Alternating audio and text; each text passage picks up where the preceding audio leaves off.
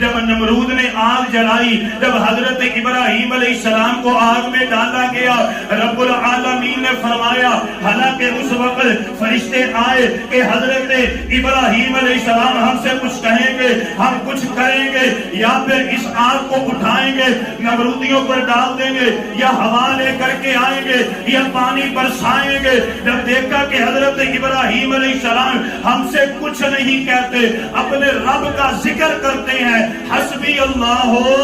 ونعم الوکیل، رب العالمین فرماتے ہیں جب میرے ابراہیم نے مجھ پر توکل کیا، پھر رب العالمین نے معجزہ دکھایا، یا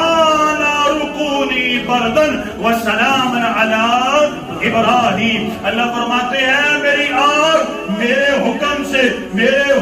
سے ماں کی گوشت سے بھی زیادہ نرم گرم سکون دے، آرام دے میرے ابراہیم کے لیے۔